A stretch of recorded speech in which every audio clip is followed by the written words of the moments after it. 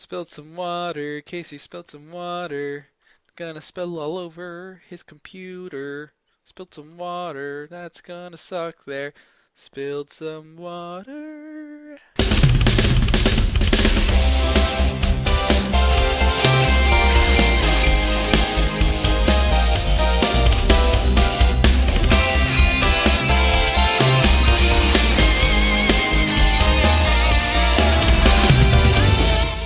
This is the Pocket Players Podcast, episode 34. Vita TV.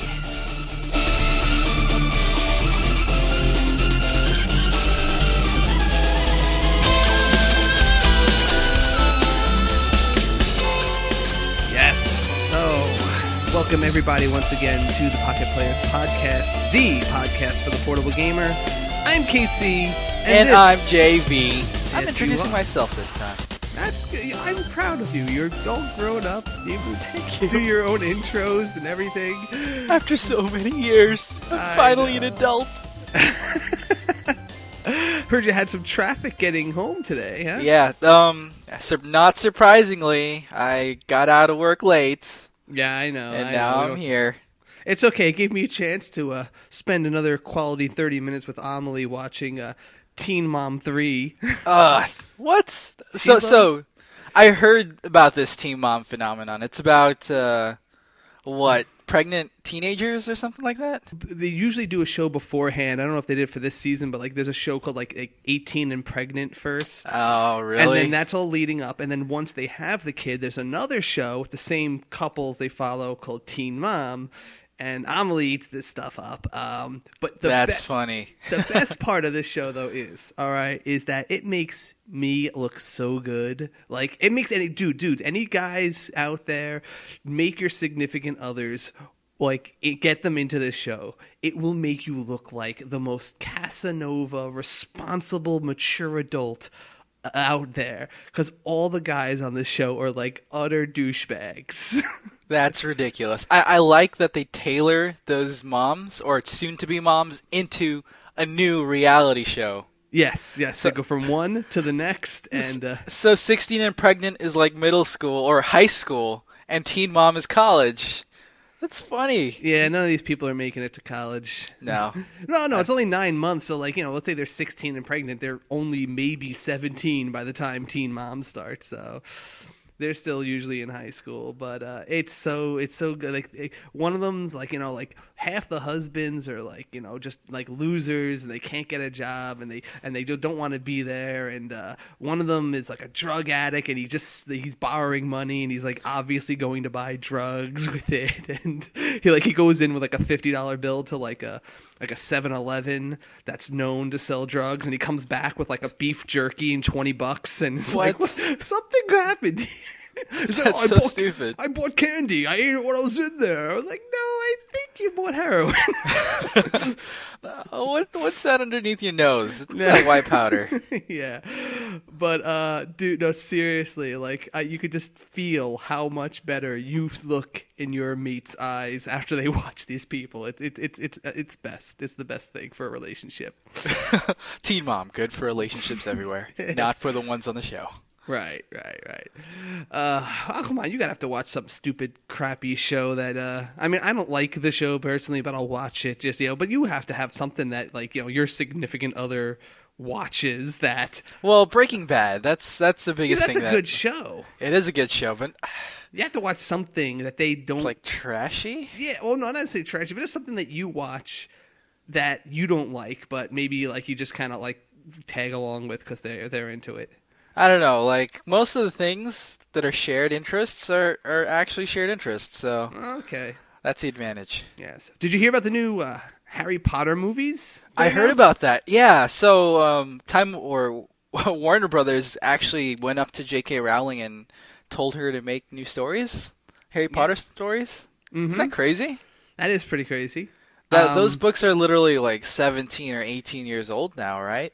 Yeah, wow, it's crazy to think. Yeah, well, since the first one, yeah, definitely. It's insane, and I think they're gonna be good. Well, the new one, see, I think they're gonna be, because I can't stand the movies anymore. I turned into one of those people. I used to love the Harry Potter movies, right? Right. Then I started reading the books.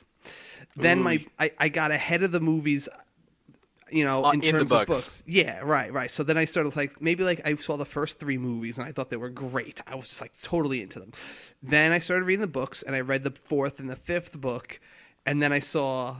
Well, first I watched the movies over. Every time I read a book, I decided to watch the movie again, and then I was like, "Oh, this isn't as good as I remember." Then I watched the fourth and fifth one after reading the book, and I was like, "This is awful. I do not like these movies anymore."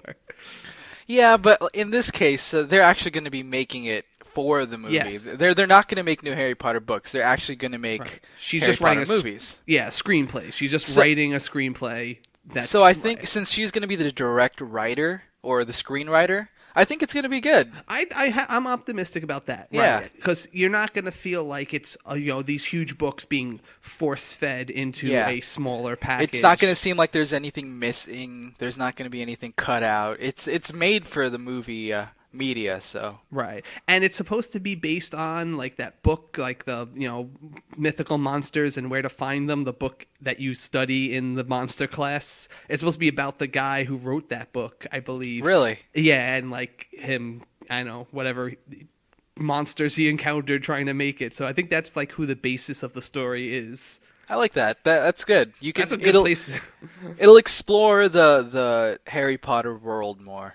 Yeah, I Yeah. want to see like more of that kind of stuff, but like not the wizards themselves. I'm interested in like I don't know, I guess other things. Like I would love to see like like a Muggle champion who actually like through some sort of trickery or use of artifacts can like stand his because like I always Ground with feel the like wizards. yeah because like I kind of feel it's an inferiority complex, but I feel like I'm a muggle, so I want to see my muggle self not be just an inferior being to wizards. I want to see how we could be cool. Yeah, that makes sense. They have something like you've seen Avatar: The Last Airbender, right? Yes, yes, I love that. Yeah, so a lot of the really cool characters in The Last Airbender are the non-benders. That's right. And That's it's right. really interesting to see how those non-benders react and live in a world where firebending, waterbending, earthbending exist. That's true. Yeah. That's a really cool point. I like the two sidekicks to the fire princess girl. Yeah. And then she has the one like who's like the acrobat who knows pressure points. It could shut off bender Bending. powers. Have you seen The Legend of Korra? I saw the first two episodes of it. I do want to watch more of it. I Oh, just come never. on, Casey. Ah, you don't like it? No, you got to see it. They're really good and they're It's not on anything that like I can get access to. Like touche. it's not on Netflix. I don't have Nickelodeon. Touche. I But watched it on like I downloaded it. I watched it off my computer, but I don't want to like watch it on a crappy computer screen. I want to watch it on my big TV. yeah, that makes sense. And honestly, I think the Legend of Korra is a lot prettier and more much darker than The Last Airbender. So it's really good. I think they did a great job tying into the original. Like it totally feels like the same series. It feels like the same world, even though so much has changed.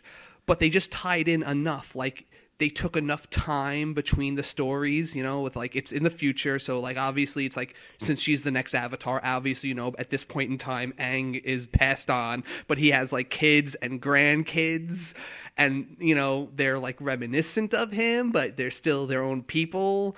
And just like when the grandmother, what's her name, Katara is in there as like the old wizened Yeah. waterbender. It's like really great. That's like just ties it together so perfectly. It ties it together a bit more, like story-wise, and yeah, you get to see a lot more details about what happened in the past. It's great. You should And when the definitely kids take some call time to her see it. like Nan Nan or whatever they call grandmas in there, Yeah, it's like, oh, she's now Nan Nan.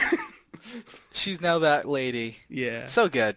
And there's going to be a season 2 coming out Oh, on good. this Friday. So Awesome, because I heard mixed reviews by some places, and I was like hoping it didn't.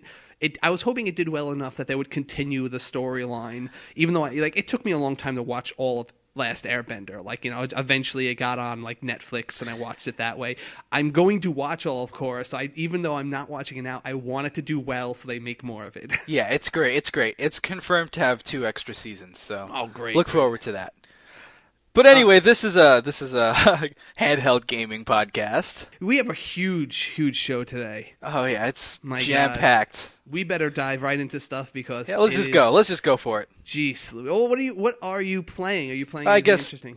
I guess a quick game that I've been playing is this new iPhone game. It's called Slug Terra. Slug It Out. It's essentially one of those match 3 puzzle games, but it has a little bit of a Pokemon vibe. Oh, Yeah, it kind of works similarly to what was that? Puzzle Quest? puzzle. You remember Puzzle Puzzle, Quest, right? Puzzle and Dragons. No, Puzzle Oh, Quest. really? Okay. Yeah, so you complete 3. It's a match 3. You complete different gems, match them Yeah. based on a color, and different colors power up your slugs, which each have their own special ability. And whenever you activate one of those slugs, when it's fully powered, it has special effects on the board. So it is kind of like Puzzle and Dragons, though. I guess so. I don't remember if Puzzle and Dragons you actually had to power up each individual. Well, dragon. it would have the elemental thing. Like, let's say you had like 3. You'd have up to like 5 or 6 monsters on your team, and depending on their element, when you match that color, you activated those guys' attacks of the same Okay. element, and they could have side effects. Like, one would every 20 turns, it can do a fire attack to everything on the screen, stuff like that. Right, so it's similar to that in a way. I guess it's a bit different because each character has their own life bar, and you're essentially powering up the slugs to do attacks and. So what do these special slugs abilities. look like? Are they like? Oh, they're kind of adorable. It's essentially trying to be Pokemon. It's like gotta collect all the slugs. You have Okay. 4 slugs, and you can mix and match, and they all have special abilities. And what's this for? This is for iOS. Okay, is it free or pay? It's free. It's free. It's fun. It's actually a online multiplayer. Okay. Multiplayer puzzle match 3 puzzle Okay, game. so you can play verse people? Yeah, online. Alright, It's great. That's something that was missing from Puzzle and Dragons. Exactly, and Puzzle Quest on iOS, I believe. That's cool. So I definitely gravitated towards that. I actually paid for a game. Uh-oh. I paid for Heroes of Loot. No. It was $2. Okay, it's literally called Heroes of Loot. It's Loot. really fun. Oh. It's like a gauntlet. I don't know if it's multiplayer yet. I just know it asked me if I want to activate Bluetooth to connect to other devices. So maybe there's like multiplayer or something. But it's basically gauntlet, right? But very fast. And there's just lots of monsters. And it's just basically, you're trying to run. It's kind of a roguelike in that random generated dungeons. You pick from 4 classes. There's Wizard, Valkyrie, Warrior, and Elf. And, you just hit a direction, you start shooting arrows or throw axes in that direction. And you go through the dungeons, try to find a key, and you collect as much treasure as you can, because that's your score at the end. But it's really fast-paced. There's lots of cool treasures. You pick up, like, a cloak that makes you invisible, and you can just kill monsters, like, with impunity for, like, 40 seconds or something like that. Yeah. There's shops you run into, you buy stuff that you can run into. You can get quests, like there's weird rooms where like some princess says, "Oh, you have 5 minutes to kill 30 imps." And Do you you go get out. loot? You get loot, yes. There better be loot. It's literally called everywhere. Heroes of Loot. There's gold. I mean, like I said, there's treasure everywhere. There's like hearts. There's if you get like gear, you're trying to level up to power up, and it's really fun. I think if this has multiplayer, as I suspect it does, I think it's going to be really crazy multiplayer. But if it's only local, I don't think I'll ever find someone to play it with. But and the interesting thing on the challenge, the first time you play, the challenge is set to minimum. Right. But it adjusts the difficulty on how awesome you are. So the first time you play it, depending on how far you get, it now ups the difficulty accordingly. And if you start to be crappy, it lowers the difficulty. So it kind of just adjusts it based on that. That's pretty cool. I like that. That's pretty cool. I'm having fun with it. It's a little 8-bit graphics, but it works that it makes everything much faster. And the controls work. Rather, because like when you just hit attack, It just kind of like, as long as you're facing in generally the right direction, it aims your attacks towards the enemy. Like it'll just kind of like, shift your arrows a little to the left or right to make sure they hit something. I like controls when it's like you could just put your finger anywhere, and depending on which way you shift, that's where you move. Yeah, Like that works. it doesn't it have works the in the handheld platform. right. It doesn't have a virtual controller that's like static. That's the main thing. Yeah, that's similar to how the mobile MOBAs work. Okay. Yeah. How you doing with those? You still playing those? Yeah, a little bit, Okay. but not as much. All It's right. like Terra, man. It's like Terra. I'm telling you, it's kind of addictive because there's different little slugs, and they all have different abilities, and I you gotta can look at mix these and slugs. match. I gotta see how like silly these things look. It's actually interesting. It's interesting. You should look into it. I guess I will. It's free. It's free. It's fun. I'm officially finishing up with my Project Cross Zone gaming. How's that turning out? I actually here's the deal. At one point, it just something clicked, and I said, you know what? Forget it. I'm not gonna worry about the strategy. No, not even that. Like the stupidness of the story and stuff like that. I just kind of like went with it one day. I just gave up like thinking how ridiculous, because it is still like halfway through the game. It's just still stupid. I'm still starting stages where it's literally, again, I took pictures of them now. I started taking pictures of every time question mark guy says not so fast, and exactly. So you're just rolling with it I'm just this rolling. time. But it is really awesome what I'm like. See, I guess the game makes sense in that every stage, in a normal tactics game, it's really hard to kill guys. Like, you have to have, every unit's kind of supposed to be a hero. So you have to gang up on most guys that you want to fight and bring them down slowly. In this, you kill them in one shot if you do it right. I guess because it makes sense in terms of that you are a party of epic level badasses. Right. Every single person in your They're seasoned from their own games. Right. These are all main characters. There's no there are no like sidekicks or just ordinary heroes. They are all epic heroes. So it makes sense that every stage is like 50 enemies with which you must kill in 1 to 2 shots every time. So it's kind of like a turn-based beat 'em up game. I guess you could look like that. Yeah. There is there is a little bit of more strategy now, because now every stage has multiple bosses. At the first few stages, just like one guy you just gank. Now there's like, okay, there's 3 main bosses on this stage, and I have to like split up my party accordingly to like, all right, these 2 guys can handle him. They're not even going to try to beat him. They're just going to try to stall him, because I know the stage will end when I beat this boss, and that's like the one I focus on. But it does still freak me out, because it is so between stages. It is so ridiculous, because literally every stage is, all right, we beat this guy. Let's walk through this door so that when we get on the other side, we can talk about what we're doing, or something like that. Like come into my office, and as they step through the door, it just takes them to where the next boss happens to be.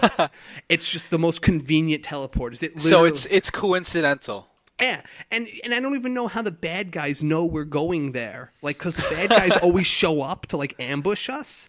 But it's like, how did you know? I just walked through a random door, and destiny took me to this, the netherworld mansion, and you guys just happened to be ready to ambush us. It's like, we didn't even know we were going there. How did you know? That's awesome. It's just so ridiculous. It doesn't, but whatever. After I wrote that off, I had fun with it. It is a fun game. It's fun, but it's a bit more mindless. I am kind of addicted to it, though. Yes, it is mindless, but I am addicted to it. I really have fun mastering the combos and just doing crazy damage. That's good. That's good. But I think we need to start moving into some news, because we have so much. We have so much to talk about in that aspect. Let's go.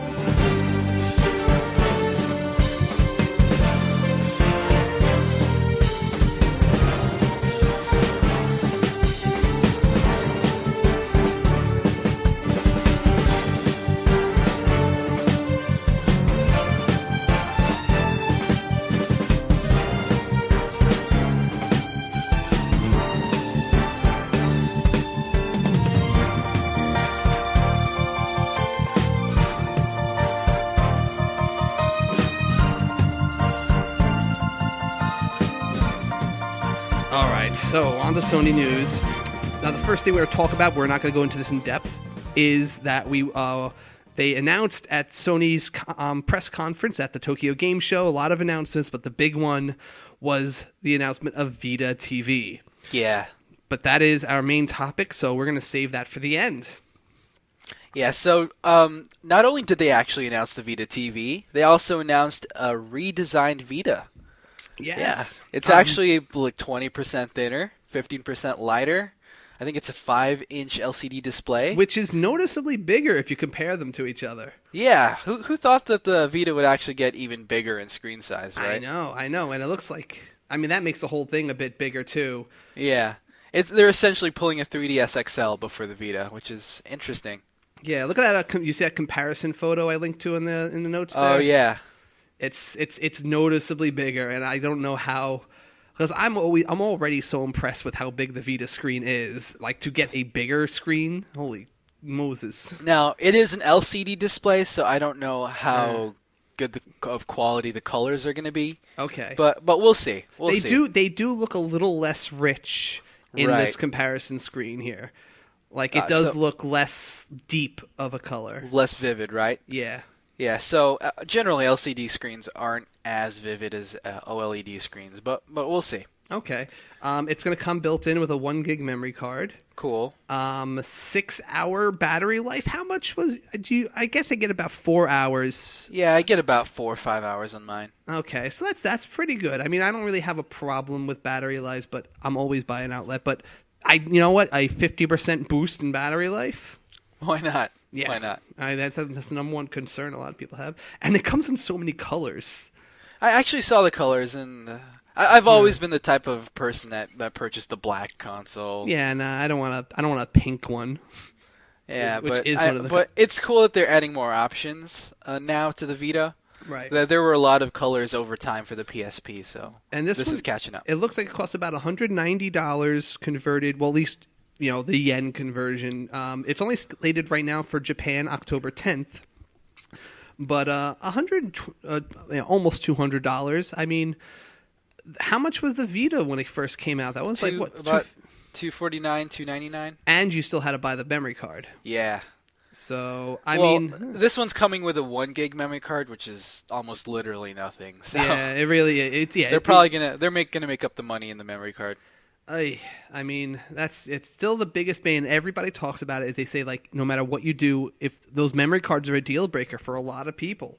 Yeah, they really need to find a way to, like, make those more affordable. I mean, they're trying. There are some price cuts I've seen around, but it's still... Yeah, that's the one thing I don't like about proprietary storage solutions. Yeah, they really shouldn't have done that. It's really shot themselves in the foot big time. So the Xbox does it, and the Vita does it. It's disappointing, especially considering the PS3 allows for any laptop hard drive to be used. So we'll see. They also announced a 64 gigabyte memory card that will be available. 64 gig memory card for a later release, undetermined. And let's see. There's a few Vita bundles, right? Yes. So these are some cool games. I don't know how many of these will be available as bundles in the U.S. because we don't know when it's coming to the U.S. in general. I don't think this God Eater 2 one will come to the U.S. because God Eater didn't really blow up or anything here in America, right? It does sound cool. It's going to have the Fenrir logo. The only reason I even know anything about God Eater right now is because they're some of my most powerful characters in Project Cross Zone are from God Eater. Really? Yeah. They're two of my best characters are the God Eater. Or three of them actually. There's 3 of the best characters on my team are all from God Eater. They're really powerful. God Eater did look like a really cool game for the PSP. It just never really. It looks like a very hardcore. I compared in that article, like Soul Sacrifice to Monster Hunter. Yeah. I feel God Eater is a really good medium between those games. It's not so dark and like humorless as Soul Sacrifice, but it's a little more serious and believable, I guess you could say, than Monster Hunter. It's not as jokey. It's kind of got like weight to the story and character. So I really, really would like to play that series. Yeah. Final Fantasy X and X-2 bundles. That's also probably there. what if I were to get any of these bundles, it'd probably be that one. Yeah. Those games are Definitely. classic. I love those. Yeah, I think we have a shot at getting that. If anything, right, Yeah. that's the one. And Gundam Breaker, which is going to have the brand, the logo for that game on the system. Um, I don't know if we're going to get that bundle, but I do think we're going to get that game since. I mean, we've had the previous games in that series come out here before, Yeah. so we might get that one. So we And have I'm really happy that it's coming out for the Vita. Yes. I don't think I'd be able to really. Again, I don't think I'd be able to play a JRPG Yeah. not on a handheld device. You know what's funny? Actually, I'm thinking now. I'm kind of glad that the screen's going to be an LCD, only because I won't feel quite as bad about having an original Vita if there's at least some advantage to mine over the new Touche. one. Touche. Like That's it's a like, good all right, point. you got the bigger screen, that's fine, but I have the lusher screen, and that's my choice. I don't feel like, damn, if I only waited a few more years to get my Vita, I would have got the good one. It's like, it's different, but yeah. It's different color options. It makes me That's feel really like, it. it makes me feel like, all right, I jumped on and I didn't get screwed. Yeah. So we reported last week that Rayman Legends was released with a whole bunch of stages missing. I remember that. Yeah. Yeah. So apparently they announced, Ubisoft kind of like came out and said like, oh yeah, we didn't include that. See, I just assumed it was an accident of some sort. But apparently they said that they released it because let me see, they have a quote here. Due to a longer development time than expected, we couldn't initially include the invasion mode. I guess they didn't finish it in time for the Vita version. Yeah. And so we can confirm that invasion mode will be added via a free patch at a later date. That's a little sketchy, right? Did they announce that this version was not going to be in the Vita? They didn't, version? not beforehand. I think they only mentioned it because people started writing articles and complaining about that. Hey, you left out a part of my game. That's kind of lame. It sounds a little lame to me. It just sounds like they were hoping no one would care and then sneak it in later. Come on, it's the internet age. People are going to talk about this. Right. Yeah. Whatever. That's a little snitch. I was also excited to hear that Final Fantasy XIV will be able to stream to a Vita via PS4. Which I'm really excited for that. That's good. No, I mean, yeah, because it kind of proves just how compatible they are. Because that is an MMO now. Now, if you have your PS4 on at home and you are able to access it via Wi-Fi, you can now play your MMO from any Wi-Fi. That's crazy. That's really good. I think that type of functionality is going to be a big seller for the Vita in the future. Yeah. That plus its price drop is gonna turn heads. Yeah, and it's probably gonna be the same story for any other MMOs. I mean, I know 14 is the one I keep talking about, but Elder Scrolls Online or anything like that, I don't know if that's coming on Vita or not. I'm on PS4 or not, but I think so. That'll be on there. I don't know if they'll make DC Universe Online compatible with PS4, but that'll be probably also compatible. Okay, so I can confirm Elder Scrolls is going to be for the PS4. Oh, great. So there you go. And honestly, this type of functionality may turn the PS4 into the leading platform for MMOs on consoles. Really is. I mean, right. I can't think of anything else. Right. Yeah. Being able to play it on the go. The addicts will want to do this. Addicts will buy a Vita just to play their MMO from work. It's true. If they leave the house. Well, I guess theoretically they would be able to play on their computer, but on a handheld platform. Maybe your work computer is not as good as your, has the specs you want, or maybe you don't want your boss to see it. You just want to put it on your Vita and you could stick it in your desk while, the boss is walking by. It might be easier just to, do your auction house stuff or do your crafting from work, that kind of thing. No, I really do think this is a big deal, though. It is being able to stream your PS4 games to your Vita from any Wi-Fi connection is huge. Right. This is what it should have been for PS3, but it wasn't set up the right way, and I think PS3 would probably be in a much better position today if this was the real functionality that that it was the function that they claimed it would have back then. Yeah, well, I just think the PS3 wasn't built to be able to handle this type of streaming. Yeah. And I think the Vita was built with this in mind as well. Like it Yeah, was really made. I mean, that's why it was such an expensive thing. They made it for this, type you of know, functionality. yeah, this level of functionality, right? So maybe now it'll catch on. Maybe now all that investment will pay off for them. Who knows? Yeah. And I'm maybe hoping this for it. was in their cards from the very beginning. Maybe. They're like, just you wait, guys. Just you wait. Once the PS4 comes out, the Vita's gonna be worth it. Maybe the long-term plan was there. Yeah. It, They said it was a long-term console. yeah. This might I, be their trump. This is, I mean, it's really got me totally interested in a PS4 now. I'm still not going to buy it on release, but I probably will buy it a little sooner. Maybe I'll wait for just the first price drop and then I'm in, rather than wait like 2 price drops in. Yeah, that makes sense. Really. I'm just excited to turn my PS4 into an OnLive. It's essentially an OnLive. Mm-hmm. I'm excited. So new releases. Killzone Mercenary is out, and there is a cool new trailer for that. Have you played any of the Killzone games, Casey? I've only played demos. I really never. It's JNAM is a big Killzone fan, actually. Oh, really? Cool. Yeah, because I love the Killzone series. It's a slower, class-based, more methodical FPS. Okay. But it's really good. It's unique. What do you It mean just though? Like a more it feels methodical? weighty. It's weightier. It's a bit slower paced, but it's class based like Team Fortress 2. Okay. So are you saying that like it's more like kind of like a squad based game where you actually have to like position yourself? You can't just like run in and just be a better shooter. You're literally divided into squads, and you can communicate through voice chat to your squads, and then you can coordinate with other squads in your team, and there's different shifting objectives within a map. It's awesome. It's great. Oh, very cool, very cool. And I'm really excited that Killzone Mercenary came out for the Vita and is actually getting really good reviews. That's really cool. That's cool. I have the other big release this week that I can say I have a little experience with. Dragon Fantasy Book 2. This is one of the people I spoke with over back at PAX East.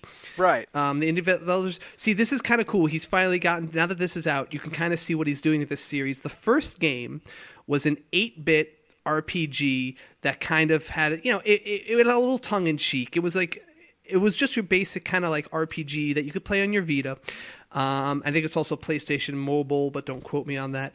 But it was like, so it did a lot of plays on, the 8-bit RPG era. Now this one, it's still a continuation story, but this is now a 16-bit RPG, right? And now it's kind of moving into it, and the game is evolving with it. It has like Mode 7 graphics stuff going on. It makes more Chrono Trigger-y type gameplay and mixed into it. And he kind of said in our interview, as he moves on, he's going to keep that theme going, where each game is going to be a succession of RPGs in general. Like the next one will be like a 32-bit game, and it's going to kind of play on, all the games of that era. So if you play through all the Dragon Fantasies, you will kind of get a image of how RPGs have evolved in general over like the ages. Right. That sounds really interesting, actually. It's a cool little thing. It's the kind of thing only an indie game would do, and it's a really cool concept. And I actually do want to like, if I had enough time to play enough of these, I would, but I probably don't have enough time to play through a bunch of RPGs. But this is a really cool concept that I would like people to check it out. Dragon Fantasy. Yep. Book 2 is the new one out. But check out Book 1. Anyway, so upcoming releases. Soul Sacrifice Delta, which is basically a remake, a re-release of the original game, but that's pretty interesting.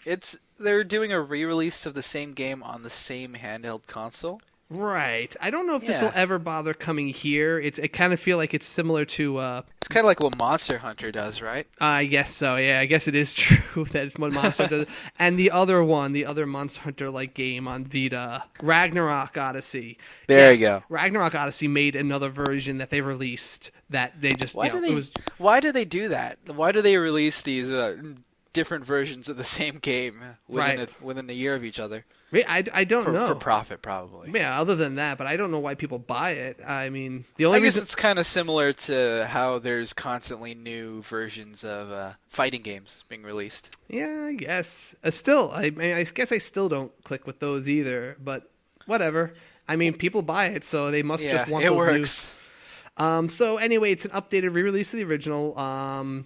Designer Keiji Inafune said that Soul Sacrifice Delta is a brand new version of Soul Sacrifice with brand new elements, including a third neutral option to the game's save/sacrifice system. So I guess send on a purgatory when you suck a soul out of somebody? I don't know. Who knows? Just let them live but suffer.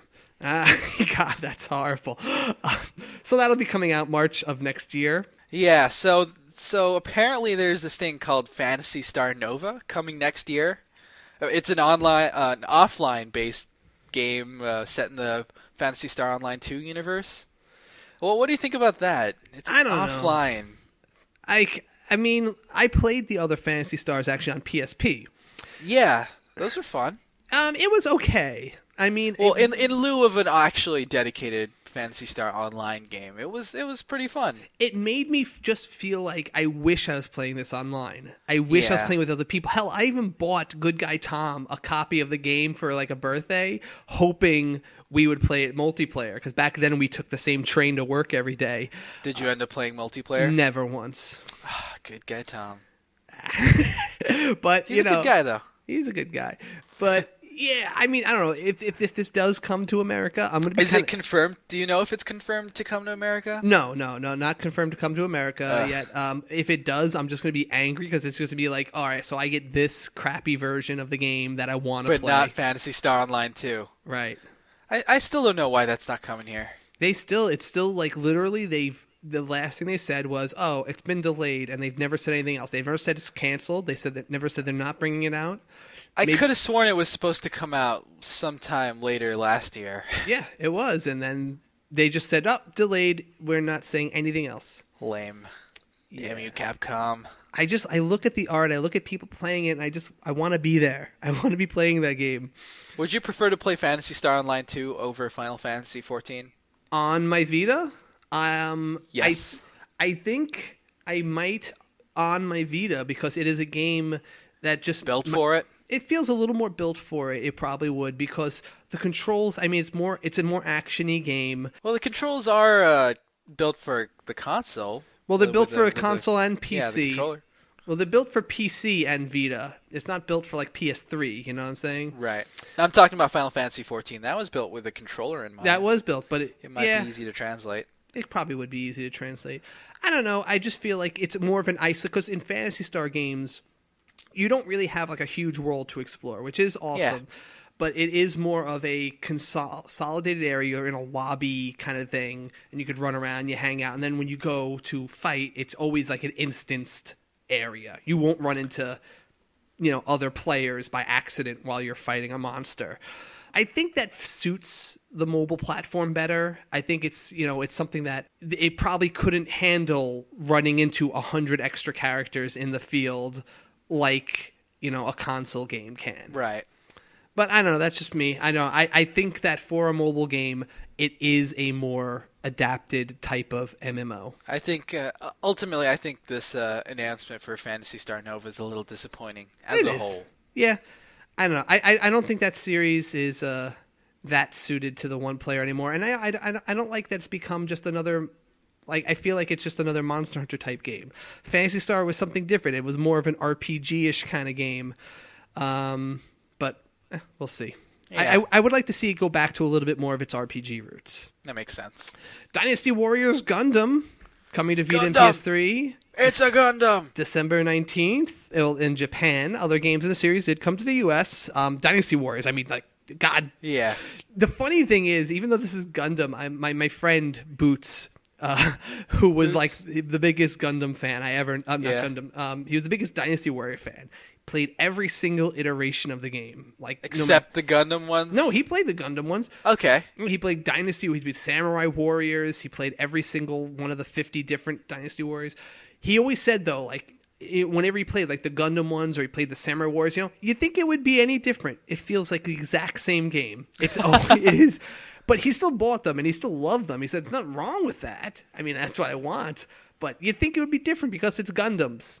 It's not. You'd be surprised. The newest version of the Dynasty Warriors, I think it's Dynasty Warriors 8, it actually got really good reviews. They always get pretty good reviews. Yeah, no, it got like an 8.7, which is at IGN at least, which is pretty high for a Dynasty Warriors game.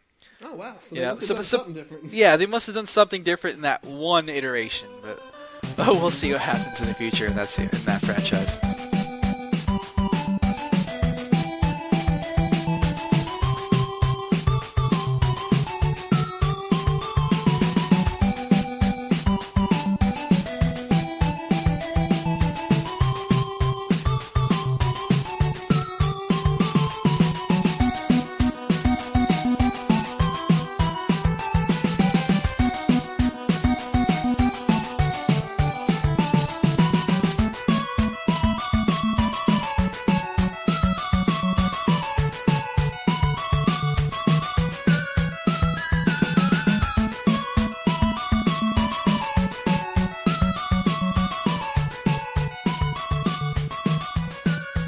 Alright, so Nintendo news. We had a really big week last week. Oh, yeah, there's so much. So, but first, let's. I know I have to go back and let you squee over some of the things we talked about last week. But that'll be later. Yeah, so, first things first.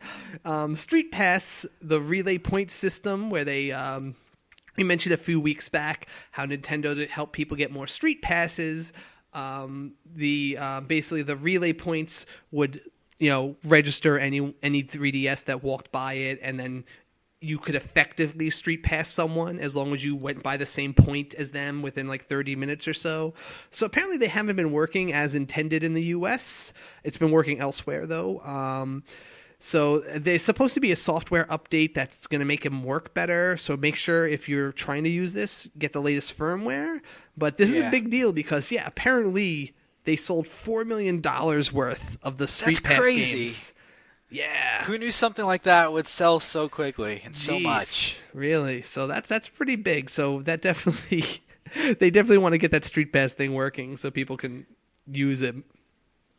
Yeah, and did you hear? Well, I mean, did you hear about Princess Peach being added to Smash? Yeah.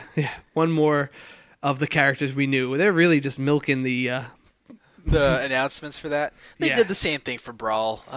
I wasn't following Brawl, I guess, so I didn't notice as much. Yeah, they trickled the news on Brawl as well. I expect they're gonna do the same thing and show individual items, and assist trophies and stuff, and it's gonna be interesting. All right. Princess Peach is a cool character.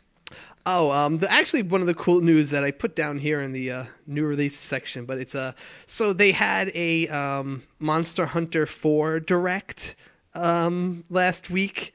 Really? Yeah. And one of the big reveals that was in there. This is crazy. So you could this. I don't know how this works, but I guess because it's on the 3DS, they can do this kind of stuff. There's new costumes for the main character, for whoever you are, and for your felines. You can play as Link, and your felines, your little cat companions, can dress up as Mario and Luigi.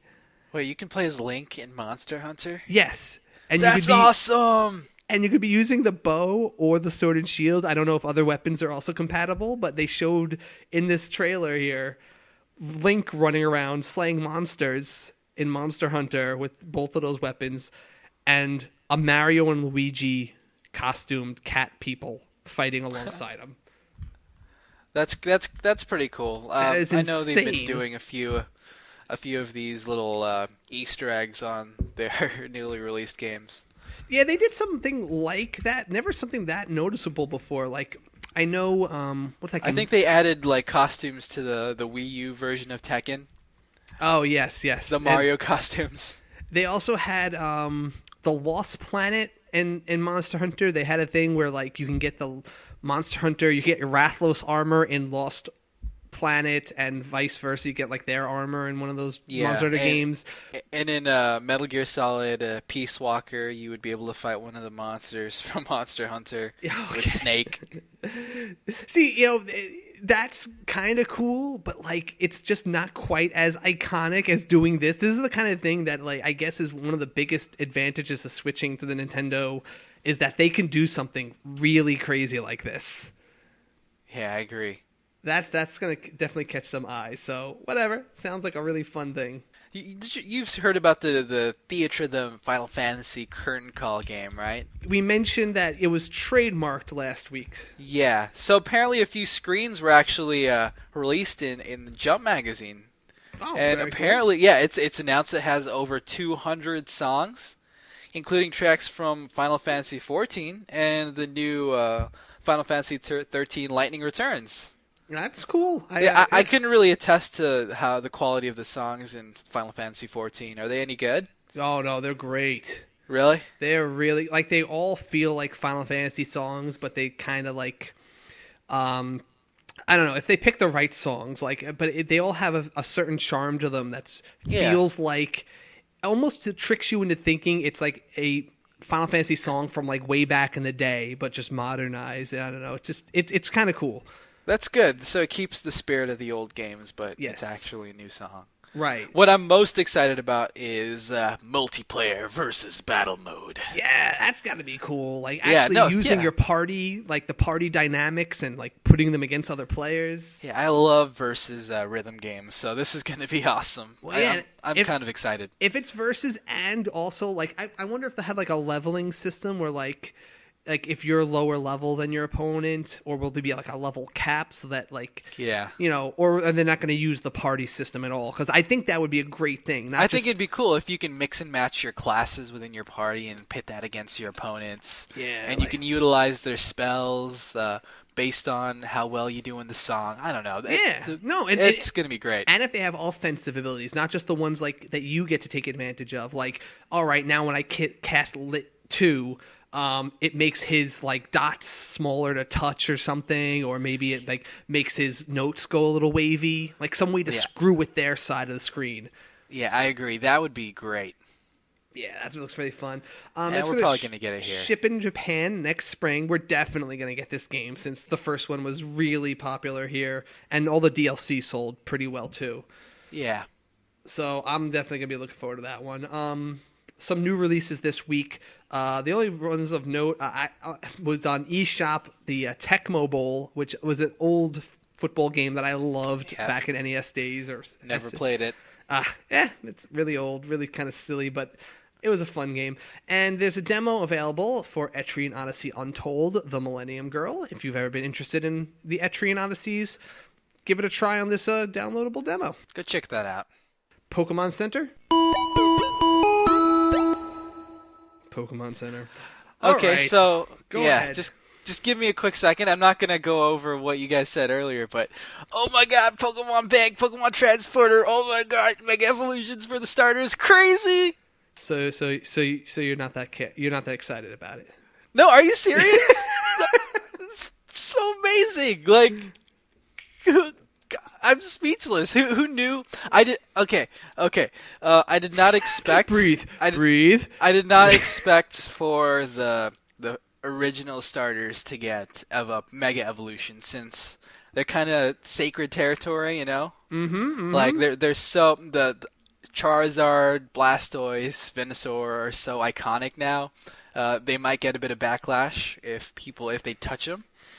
But to be honest, I think they did a really good job. They look cool with the Mega Evolution transformations. Mm-hmm. And I'm more excited to see how all the other starters are going to be handled in Mega form. Yes. So as we Than also a lot of things. as we have seen, yes, we have a list of it looks like a pretty comprehensive list of all the Pokemon from previous generations that will get Mega Evolutions, and there's a lot of them. Oh yeah, I'm glad there's a lot, and a lot of them are used competitively, and a lot of them aren't. So they're really breathing new life to some Pokemon that aren't really used as often. Just some random math. I didn't like count, but it looks like there's about 60 of them on this poster here. That's good. That's If a I good number. if I'm right, and I think it's 12 from every generation up till now, and we haven't seen the ones from the current generation that will have mega evolutions. I would assume that there's 12 current ones also. Yes, that would make sense. And that would kind of quell my fears that if it was, I think that'll be good. I mentioned last episode I was afraid if there's too limited a selection, it would dictate the meta game way too Right. much. But since there's 60, I think that would be a fine pool to choose from. I like that there's a few underdogs here, like Pseudo Widow, Ampharos, Executor, Agron, I'm happy to see etc. on there because Yeah, he's one of my favorites that was just never that good. yeah. But I Um, also like that there are actual tournament competitive Pokemon here, like Garchomp and Metagross and Scizor. So if you do see it in a team, you aren't really sure if it's going to go Mega or not. Yeah, that's You know? true. That's true. Right. Yeah. Yeah, that's a big question mark. Like Drifblim, I like him, but yeah, like if someone has Configarius, they're not using him for his, he's not really Yeah. a top tier Pokemon. You're pretty sure he's going to be their Mega Evolution, but yeah, you never know. Maybe it'll But just be a three off. I do like that additional mind game aspect to the Mega Evolutions. You just don't know which one of their team is going to turn Mega. And if you predict one of them turns Mega, yet the other one actually is their trump card, I think that's a good game I'm mechanic. just going to put Execute on my team just so you think he's the Mega Evolution. But he's He's not. actually not bad. He's actually pretty good in sunny day teams. Okay, okay. Sounds But good. yeah, but I mean, there we go. It's Nice. just more mind games. Yeah, no, but this is a really cool list, and yeah, all the different starters from every gen so far. So, yeah. Oh, and the new typing chart. Now, you seem to be a little upset about the new type chart that was revealed. A little bit, a little bit. I don't know how much people know about our TPT Pokemon history, but I've always been a big proponent of Steel types. Back in TPT, I was the Steel type gym leader, and it was recently announced that Steel types are losing their resistance to Ghost and Dark. See, Ghost, I understand because Ghost, why should it care how dense your metal is? It just, it's ethereal. It possesses them. Yeah, I But agree. darkness. I mean, I guess I could. I don't. I'm not. I guess I'm not as convinced on that one. But I guess it's just for balance more than Yeah, it is sense. for balance. I understand the reasoning, and I'm just a little butthurt, I guess. Anything that makes ghost types more powerful is all right in my book, though. See, look, I liked having a resistance against Casey's Pokemon, but we are getting super effective attacks against fairies, so that's good in its own way. We'll see. We'll see how the new metagame works with Wait, this new did type we chart. discuss on here before why we figured out why that is, or did I talk to you about that before? I Why think you, fairies weak against steel? I think Josie mentioned something about that, but I don't remember. I forget if we talked about it on the show or not. Maybe I did with I don't think Rin. it was on the show. Okay, no, because fairies, or rather, like like the spirits or the Oberon, and like in Shakespearean terminology, they were always weak to cold.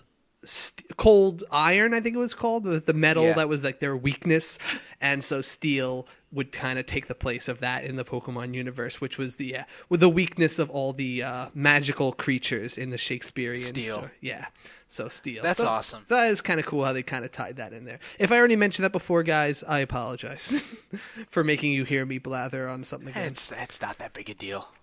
So Deal with it, guys. deal with me. I'm a rambling old man who repeats himself. He is old. Shut up.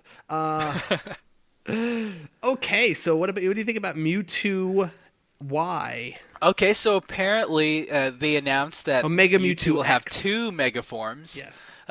Mega Mewtwo Y, which is the one that we already know about, the awakened form, Mm-hmm. and Mega Mewtwo X, which is actually a fighting psychic type Pokemon. He looks very much more. He almost looks like exactly like his old form in Mega Mewtwo X. Yeah.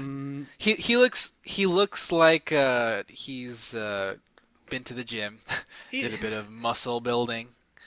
Except he didn't really build muscle. He just grew large veins on his arms and legs. I always thought he kind of looked like Bane with that thing like connecting from his brain to his back. Yeah, that's a good point. He to be honest, he looks more like those DBZ characters, Frieza and Yeah, Cooler. I was actually thinking about that. I Yeah, still like the original Mewtwo best. he's classic. But that's the thing. Like that was the thing about Frieza. Now that you mention that, right? Frieza had like 7 forms, Yeah, and each form got like bigger, uglier, and nastier. But then his yeah, ultimate form was like the simplest thing. pristine. It was pristine. It was clean. It was totally like utilitarian. It wasn't this massive, superfluous things coming out of it. That's why Mewtwo is so awesome. He's clean and simple. This isn't even my final form. Yeah. There were so many shown this week though. I know, so many new Pokemon. One of the most noteworthy ones was the second evolutions for the starter Pokemon. Oh right, yeah. Yeah. It's good to see kind of where they're going with them. Yeah, I like the frog. I love the frog. He looks so you cool. you would. But I can't pick him now that I have to pick Squirtle as my water starter. He's like my dude. You can do double water. I don't want to pick 2 water types unless like I was doing like a run, like a gym trainer run of the game. Water run. Yeah, but I don't. If I did that, I'd have to do Ghost. But Now did you hear about the theory that they had about these evolution Pokemon? what about him? So apparently, I'm guessing they're trying to do the whole class system with these guys. So Chespin is going to evolve into a knight type Pokemon. Fennekin's going to evolve into a witch spellcaster type Pokemon, and Froakie is going to evolve into a thief, a rogue type. What do you think about that? I don't know. He kind of looks like with the glasses on his head. Froakie looks like he's going to become like a wizard. He already looks like that thing around his neck could easily become a Dumbledore beard. Well, I mean, have you ever? I don't know if you've ever actually seen Naruto. I've seen some of Have you seen Naruto. that? Yeah, so he summons this gigantic wise frog that fights like a ninja. Okay. That's what a lot of people are envisioning his final evolution is going to be like. I mean, I see that Fennekin's evolution has like that stick in its is there a stick in its butt? No, it's its tail. Yeah, What? a stick up its ass. That's awesome. I didn't think of it that way. But it No, kind of, I think it's just behind her. I think it could be like a witch's wand if you were going that direction. I think it's more of it looks to me more like a broom. And I could see, but is there any other like basis for that like trichotomy other than just people like looking at Naruto and? I think it was the description of the characters. I forgot what the Japanese descriptions are, but I think Chespin was a bit more like a knight armor shell, a nut armor type thing. I I swear don't see the there's- other two. I could see the knight on Chespin, but I can't. If Froakie looks like he's going for a psychic type thing. He looks like he's going for, and that beard and the glasses on his nose. Well, if you look up Gamma Bunta, Gamabunta, on Google, I think that's He looks kind of what people nothing are. like. No. Froakie. No. Not that it looks exactly like him. He but doesn't look anything like. But like the theme, like he's a wise ninja frog. He looks like a toad, not a frog. First off, Oh, same thing. but I think that's racist. that's speciesist. But I think Fennekin looks pretty similar to a witch. I could kind of see that. We'll see, KC. All right, we'll see. We'll see. Okay, next. But- I liked this Pyroar they showed off. Oh yeah, Pyroar. That's the evolution of that little fire lion, right? It seems this Pyroar is actually seems like an evolution to Litleo, Litleo, which is kind of symbol-like. It's a little fire normal cub. Okay, that's cool. So yeah, that is that little. Oh yeah, I see now. Yeah, that is pretty cute looking. That guy. I have seen him before. It's friggin' adorable, and it's gonna evolve into Pyroar. Pyroar looks good. Fire normal. That's a new combination too. Yep, and he has the attack Echoed Roar, which if it gets stronger, the more times anyone on the field uses it. Very cool. Very cool. Yeah. So, do you think this is going to be the last big dump of info we get before the game comes out? Um, I would not be surprised if there's something else released on the website, but yeah, this is probably just the biggest dump You we're gonna believe get for a while. it's only 1 month left. It's literally 1 month Yeah, left. it's literally 1 month left. We're almost there, man. I'm excited. Get your Palkia shinies at GameStop, people, if you haven't Go already. pick it up. I have to get two. I have one. I'm gonna get one on Black and White 1, and then Black and White 2. I missed the last shiny, so I'm gonna have to trade one of these shinies to get the shiny Dialga. Oh, touche. Yeah. Yeah, I got mine. Did you get two? I only got one. Well, jerk. You. Sorry. I have to Sorry. find someone who got two to trade for me. If anyone on there got two Dialgas, please let me know, and I'll trade you. I'm so excited to see these shiny legendaries in 3D, Casey. Oh yeah, that's gonna be. I can't wait. Did I die? Yes. But you've been reborn. This world was once inhabited by billions. When the Deathless rose to power, they decimated humankind. The workers getting ready to do it again. If we don't stop him now, the world will burn for our failure.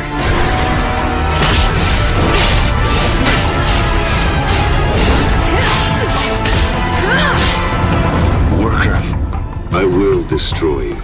I am divinity. I am God and King, and you can never defeat me. Let's go into some mobile news. I've been a big fan of the Days of Wonder game Small World. You played the board game with a Small World, didn't you? Loved Small World. That was fun. Yeah. There's been a lot of expansions for that released over the years.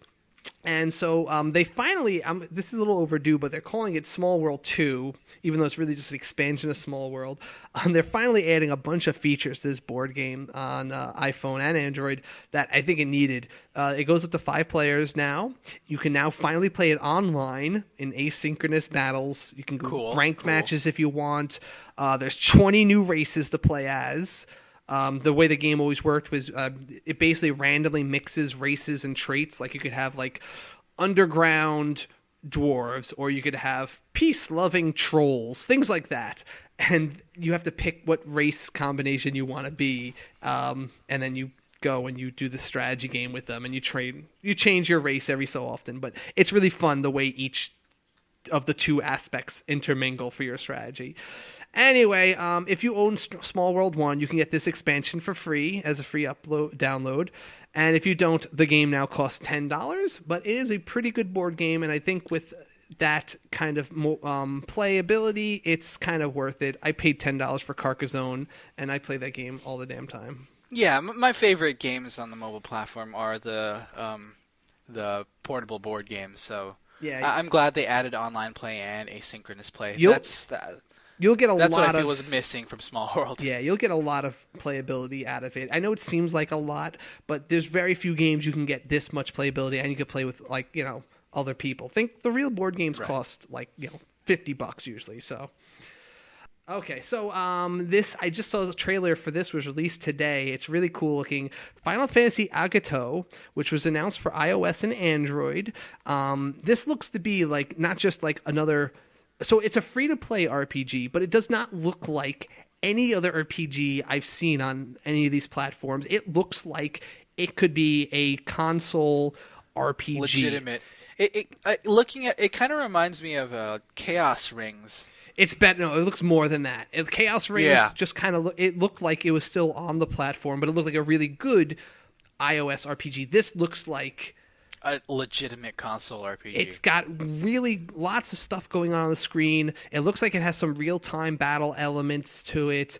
I really like the art style now that I'm looking at the trailer. Yeah. It's really nice. It is off the hook. You guys have to check out this trailer. I don't know how annoying the fact that it's free to play is going to be. I don't know how big they're going to push the whether it's going to have like DLC you can buy, or there's going to release it chapter by chapter and then you'll have to pay for future chapters maybe. I hope this comes to America. It's only coming out in Japan as far as we know, but Right, and who knows? It's set in the world of Final Fantasy Type 0, which only came to Japan. So we might not get it, but this is a bigger game than that. I think there's a shot. They also announced this game, Tales of Fantasia, which I did review. I put the review, actually, that's on the Portable Platypus website, but I might repost it on us while this game's coming up. Tales of Fantasia was an RPG. They originally was on Famicom in '95. They remade it for everything. I played it on GBA. But they just released a teaser site for it to come to iOS. And I had a lot of fun. The Tales series has always been a good set of RPGs. And it has a lot of real-time battle elements. You know, it's like this weird 2D thing going on. They're fun games. Also, the same people who are making that, who made The World Ends With You, they're working on a Tales anthology series called Tales of Biblioteca, which is kind of a condensed storyline of all the other Tales games. It sounds like it's not going to play the same way, because they say it's an interactive narrative with boss battles, which makes it sound like cool. Makes it sound like an interactive book, but you only fight the major battles. I don't know. That's an interesting concept. Yeah, I'm kind of interested what this is. Chapter 1 is going to be free, and then you'll download the others. It's going to be available this month, the first chapter, and then you'll probably have to pay for the others. And did you actually pay any attention to that new iPhone 5S announcement? I did not have time to watch it, no. Yeah. So the aspect of that announcement that is most relevant to us was the announcement of Infinity Blade 3. Which is coming to iPhone 5S or iOS on September 18th, along with the iPhone 5S. Very cool.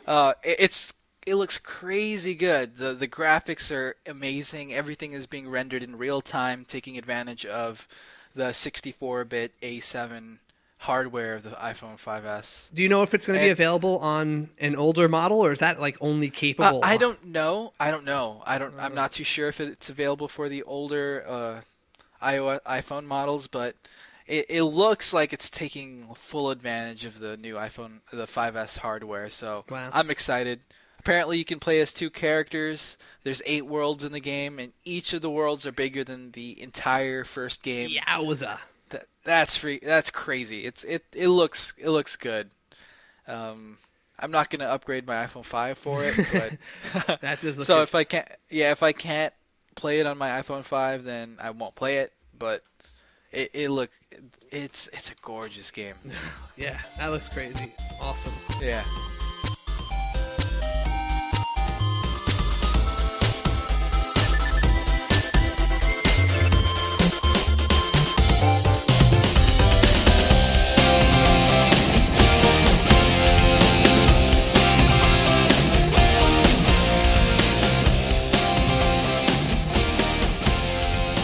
Alright, so some metagame stuff.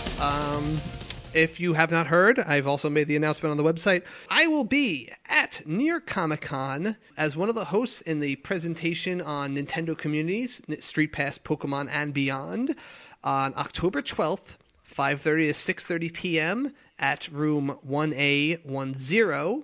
And you can check us out. And I will be hanging out throughout the Comic-Con, so if you drop us a line on the website or in the forums or however, and let me know, I would be more than happy to hang out with any listeners who happen to be going to New York Comic-Con that weekend. But yes, also definitely come down to the panel and check us out. There's even an off chance JV might be in town that weekend. Might be. We'll see. We now have our podcasts on YouTube, so if you ever want to just subscribe on there and listen to us if that's easier for you. But please do follow us on one of those 2 things. If you don't have a podcast app on your iPhone, subscribe to us there. It's a good way to listen to us. There's a lot of really good activity in the forums nowadays. We have a lot of really hot forum topics you can check out.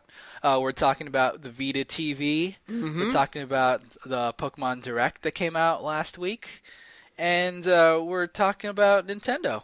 So come check our forums out, thepocketplayers.com/forums. Great. And of course, if you're buying any games, do check out our Amazon links. We have all the deals posted every week for every 3DS, Vita, and a few other mobile games. And so we even list some free games that you can get on there. So check us out every week, and if you're going to buy something, buy it through there. So finally on to the main topic, sir. Finally. Made it there in decent That took time. a while. Yeah, it did. Well, so much to talk about, but yeah. It was a pretty dense week, to be honest. it was. It was exhausting just writing the outline. Yeah. Exhausting. But now we're here, the Vita TV. All right. So why don't we run down what we know about the Vita TV and then kind of like process it and discuss our opinions. All right. So what do we know about it? First off, we do know that it is under $100, which All right. probably means it'll be $99. Yes. It currently plays PS Vita and PSP games on the TV, and actually utilizes the DualShock 3 controller. All right. So this is not a standalone like a handheld. It isn't a handheld game. It's kind of like Sony's take on the Apple TV. Yeah. It's something that you attach to your TV directly. It isn't necessarily a handheld device. It kind of reminds me also of the Neo Geo X, like that had like it was like the handheld that hooked into a console, and then you could hook the console up to your TV, but it was really just a handheld made for playing off of a TV. I remember that. Yeah. But the Vita TV, it doesn't have a screen, so it's not something you'd actually be able to play independently. Right. But this, so that is interesting. It's about, I believe it's 6 by 10 centimeters, so it's really small. Yeah, that is way portable. That is a portable console if I ever heard of one. Yes, it's literally a console that's really portable. That's funny. I know it has a few video and music streaming services like Hulu, Music Unlimited, and Nico Nico, which I'm not too sure will be available in America, but yeah, that's a Japan service, I'm pretty sure. Yeah. Yeah. So I just know Hulu, Music Unlimited, and Nico Nico are going to be there. I wouldn't be surprised if they add Netflix as a service, since you can watch Netflix on your microwave. Well, there is a Netflix app for Vita. There's a Netflix app for anything, so I'm positive you'll be able to use that. Yeah, through there. I know it can stream the media via the HDMI cable or wirelessly. That's interesting. That sounds cool. Now, the biggest problem with when they made the PSP Go, the other PSP takeoff they did, that was supposed to be kind of a spin-off handheld. Right. Its biggest problem was it wasn't compatible with that many games. Really, it had a pretty big restriction. So it says right here that this thing is compatible with 1,300 titles, which were released for Vita, PSP, and the original PSX. Though it's not every single game that was released on those things. Still a really large library of games that it can take advantage of. Yes. I think that people can be pretty happy with that. Can serve as a remote play hub for the PS4. This blows my mind. This is an amazing feature. I'm really excited that you can essentially play your PS4 on the Vita TV without having to purchase an entirely new console. Yeah. An entirely new PS4 console. I mean, if you go to a hotel, so that means like if you go to a hotel and your PS4 is at home, able to turn it on and run it, whatever, you can hook the PS Vita TV to your hotel TV and still play your PS4 games through that. If that's how I'm understanding this. Does that sound right? It sounds exactly right to me, to be honest. That is cool. It is really cool. You actually don't have to carry around the entire console each time. I can literally have the PS4 in my front room and the Vita TV in my bedroom, and I can hook it up to the TV in my bedroom and play entire PS4 games on it. Right. Now, I guess theoretically this should work since the Vita can do this also. Right. And since, I mean, that's really good for households because let's say, you have, maybe you have kids who want to play two different games. Now, you can't play PS4 games on both systems, right? Because you have access as a hub or as a Vita, but you still have the option, no one's playing the PS4 in the living room. Now, Timmy can play the PS4 in his bedroom. maybe dad now wants to play Final Fantasy 14, he can switch to just the Vita mode and play it. And it looks like it's pretty good graphics on there. It says it goes up to 1080i, which is not bad. Which is pretty darn good. I mean, most PS3 games or Xbox 360 games use 720p anyway. So what do Vita games use? Oh, does that even? I'm not sure. Yeah, I wonder if that even translates from that kind of screen. But I wonder how high it would appear on the TV, if anyone has an idea about that. In the trailers, the fidelity looked good, but of course those are just trailers. We'll see. Right. So it's also gonna have the 1 gig memory card built in, which I'm pretty sure. Nothing. Yeah, it's nothing, and this is what that 64 gigabyte memory card is for, because. Or wait, what's the biggest one they sell now? 100 gig? No, 64 gigs is the biggest. Is what they're right now. It's 32. Oh, 32 is the biggest one right now. Okay, so yeah, this is what it's for. Because now that this is also acting as your console, as a potential console, you're gonna want to have a lot more games on this than you would even on your portable one. I think that's really what they made this for. They said that it's slated to release in Japan November 14th. And only Japan for now. But I kind of want to see this here. I think we'll get to the opinions in a minute. It'll also come as bundled with an 8 gig memory card as one of the options, with a special edition white DualShock 3 controller, and that bundle will go for what right now in yen is $143. So yes, that's right. Yeah, the compatibility with the DualShock controllers. So. Even if you're playing it on the TV, you can now use your regular PS4 controllers or PS3 controllers with these games, which is pretty awesome. And it supports PlayStation Mobile platform, though not 100% sure. Gamma Sutra said that they're pretty sure that'll work with it, which is kind of cool for one more option of a lot of cool games. I've talked about a lot of good PlayStation Mobile games. Okay, so that's all the things we know. That's all the specs we have. Yeah. So I think this is actually a really good idea. I know nowadays dedicated streaming devices, really small dedicated streaming devices, are getting popular. There's the Roku 3 that came out. There's the Apple TV. There's the Chromecast, which recently came out as well. And the Vita TV is essentially tapping into that market, and it's a good market to hop into. I think so. It seems like this is what they were aiming this at, is that there is a good market share to be had in Asia, Korea specifically, and Japan. I feel like, it's weird. This is the kind of thing that doesn't generally interest me, especially, but now I'm looking at, I already own the PS3 and I own a Vita, and I see all the utility both the new, this has, and the PS4 I plan to be getting. I'm actually very interested in the potential of this. I feel like I can't be the only one in America who might see this. And for under $100, that's a really attractive price, even as a poor man's home console. You know what I'm saying? Yeah, exactly. I completely agree. And to be honest, I think the Vita TV essentially nullifies any reason to purchase an Ouya. I was trying to work that into exactly the Ouya.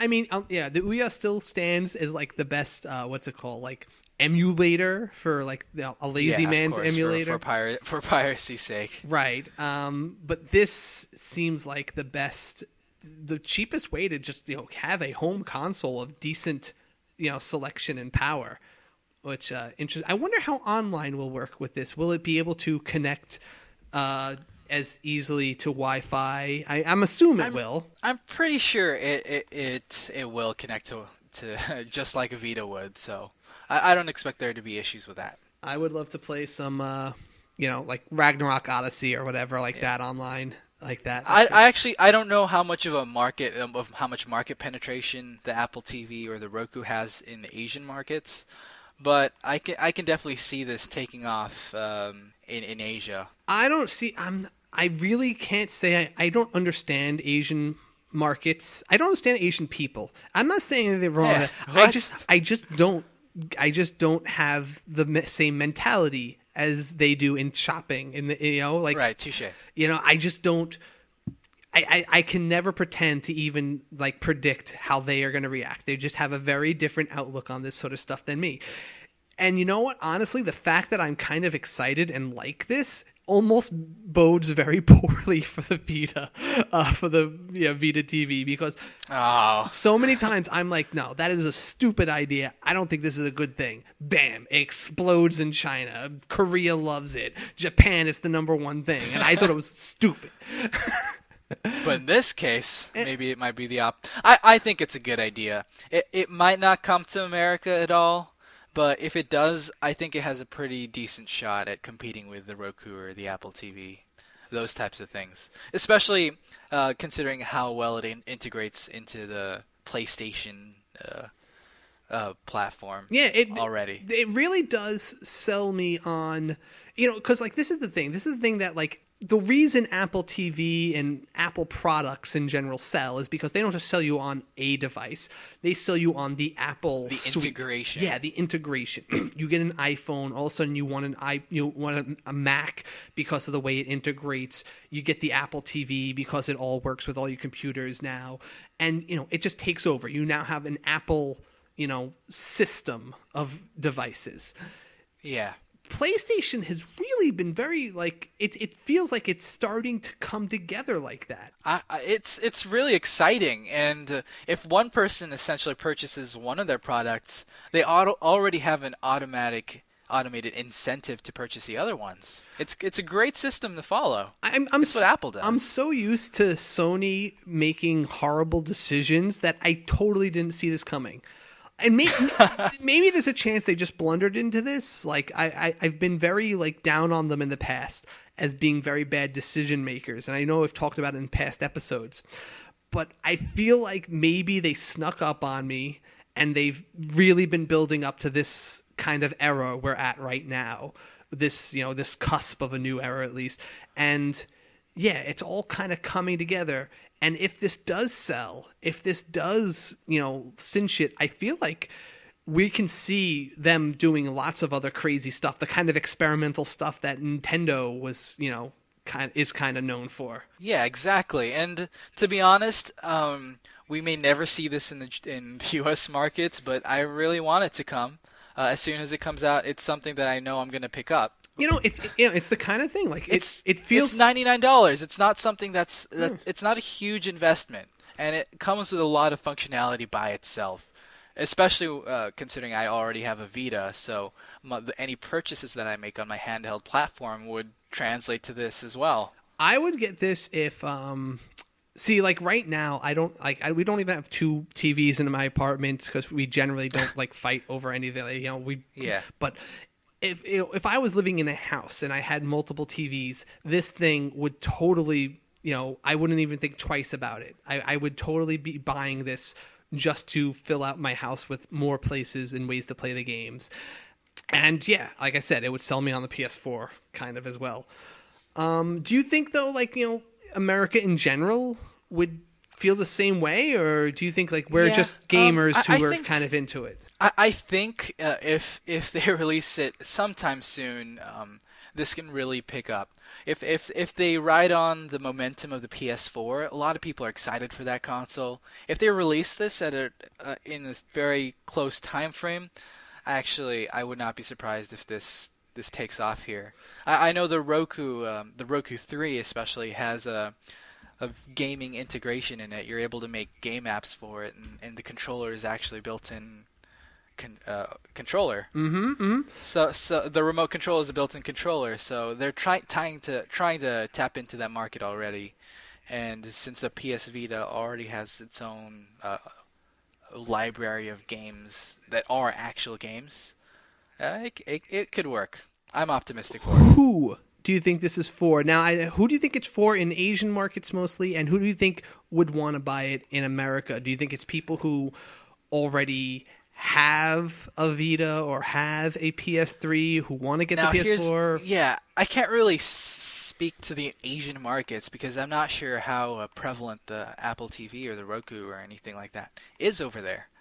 If it's not that prevalent, introducing this idea, this cheap video streaming device could be great. It could tap into a new market for them that Sony already knows is pretty popular in America.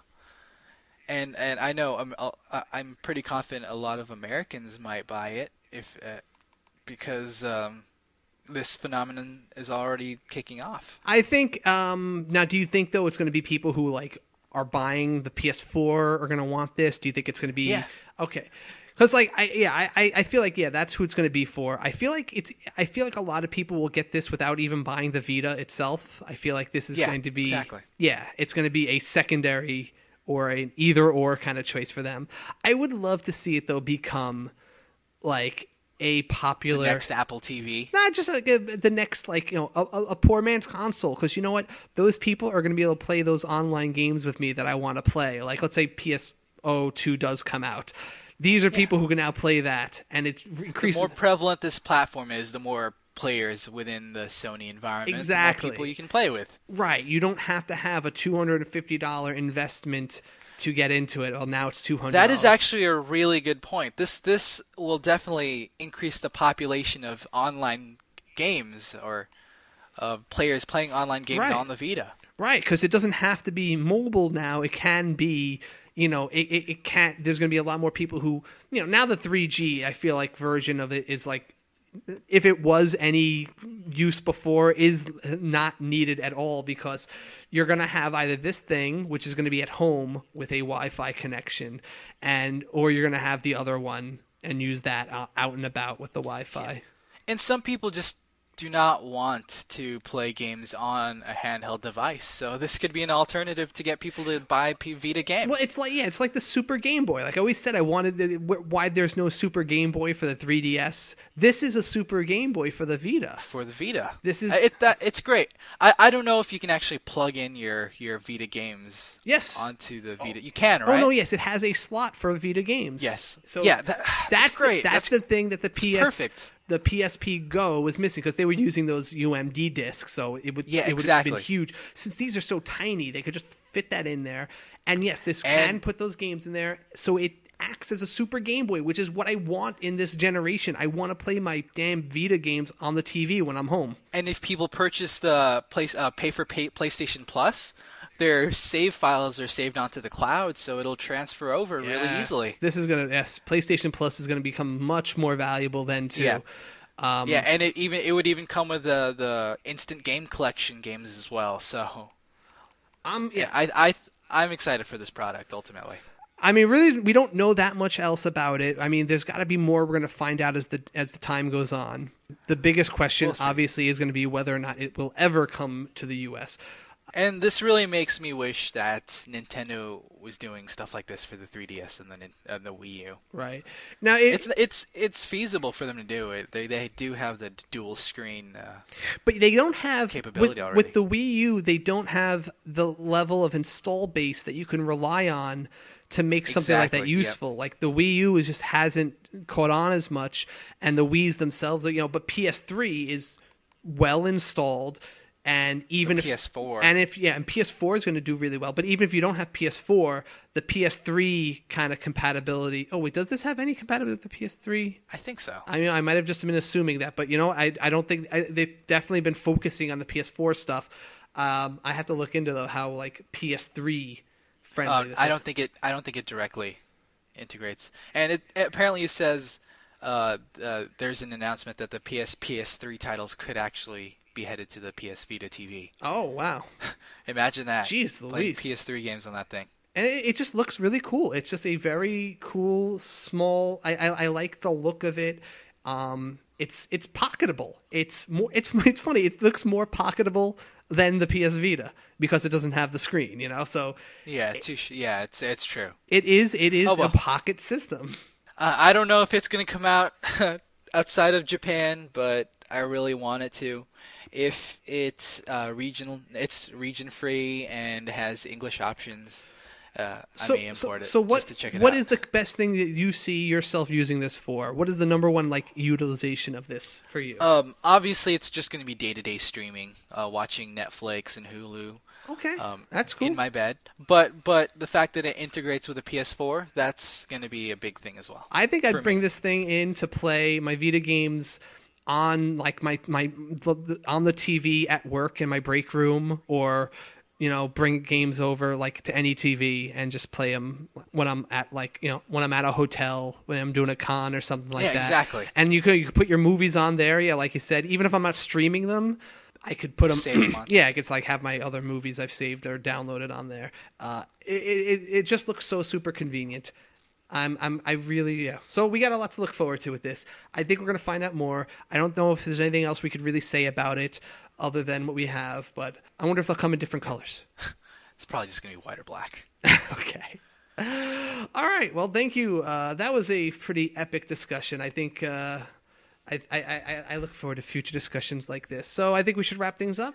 Yeah, it sounds like we should. All right. So everybody, please be sure to visit the website, thepocketplayers.com, for more articles, reviews, and great discussion on the forums. Please rate us on the podcast app on your iPhone. And if you want, subscribe to us on our channel on YouTube, The Pocket Players, where you'll find all our podcasts from here on. Tell your friends about us. Get them to rate us as well. Special thanks. Spread the word. Yes, spread the word. And special thanks to Hulk, Protodome, and Will Rock for the music. Until next time, everybody, Keep it in your pocket.